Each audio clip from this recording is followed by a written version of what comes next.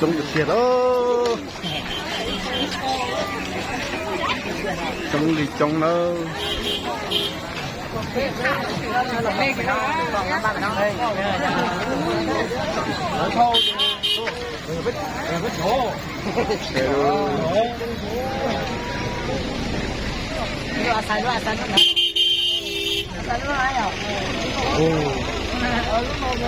啥？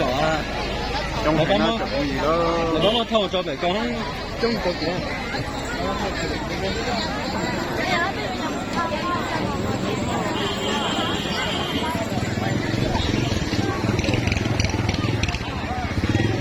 好，你撞咩啱個條車？ไม่ใช่จอกแค่ละมาจังหวะเลยเขาในปอดนั่นน่ะ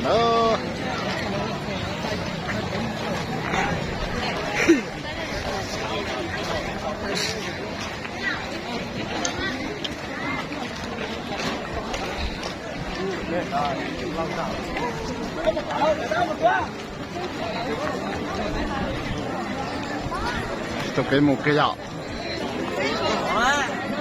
มุกนี่จ้ะเนาะ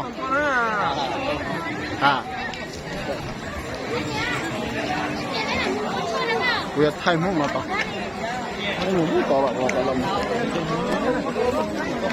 กูจะวิ่งเร็ว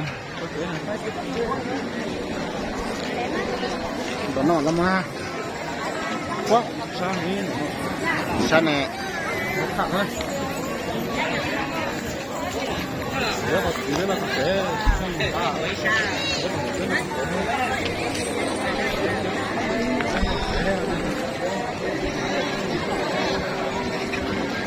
trong nó gì đó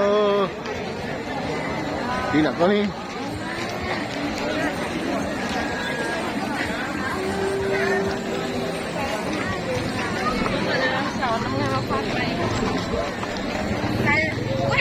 cái ó đó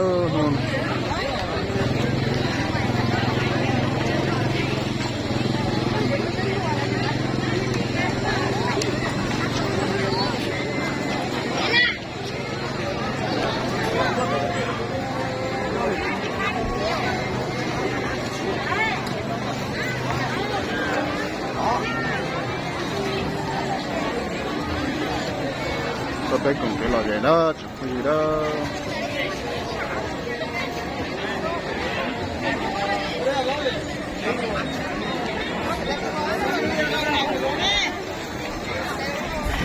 cái này chỉ là sân phong nữa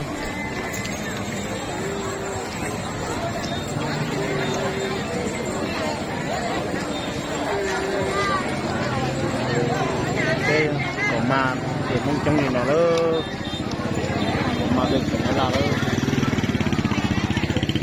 được cơ mà lọ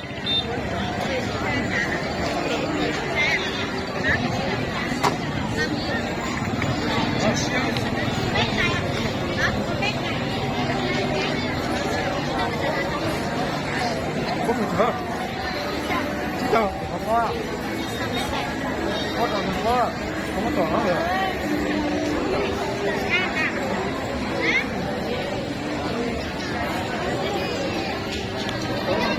Sai thêm mong trong nó chụp gì đó. Hai lùi này của nó chỉ hai lùi đó.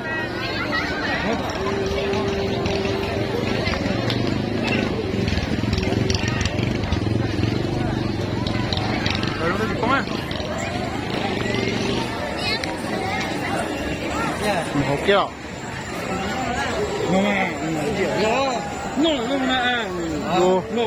Mua rộng mà nó thì một cái này nó là thế nào tao nó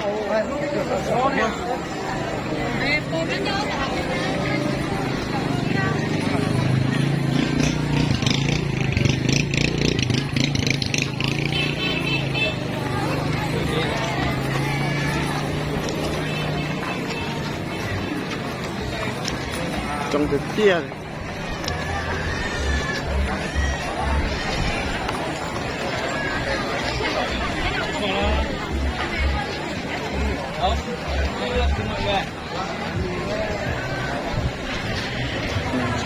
trong nó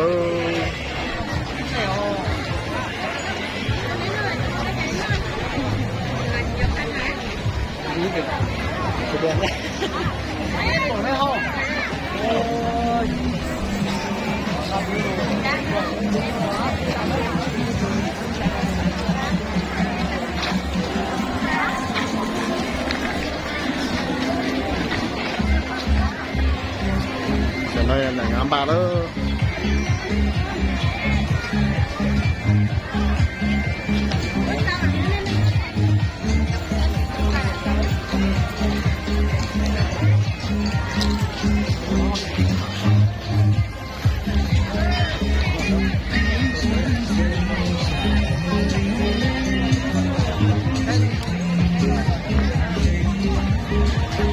Trong xiên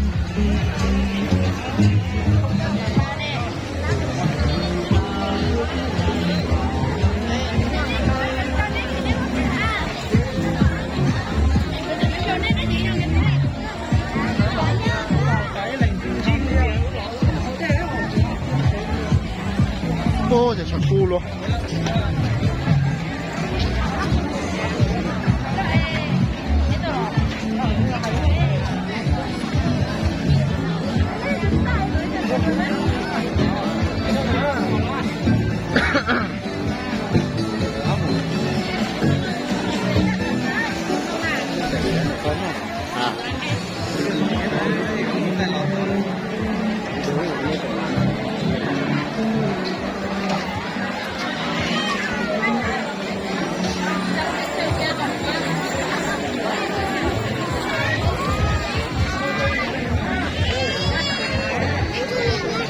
Bé tôi sai mong cho nó mà chỉ biết sai đâu. Kéo con đường vào.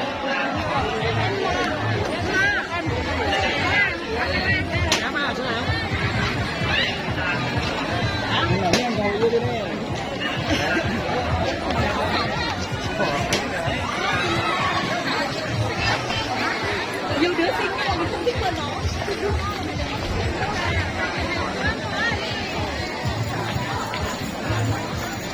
For you.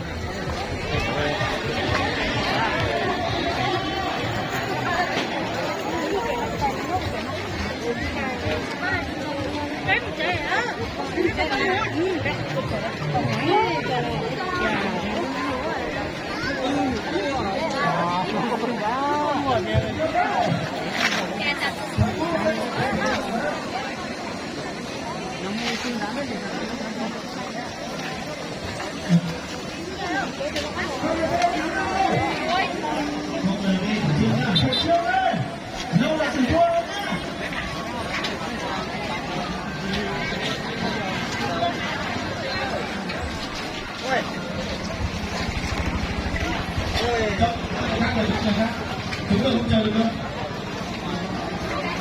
Thật chưa đấy. À, còn là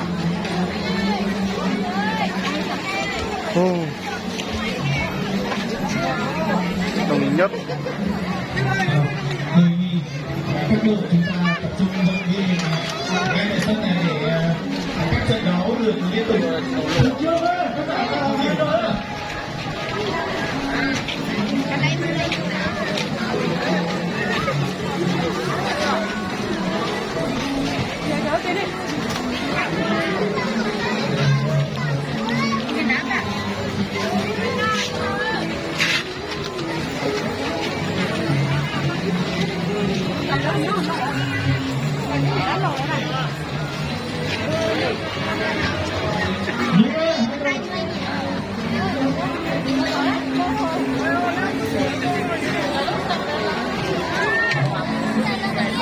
Kết quả mà nó chung của nó đó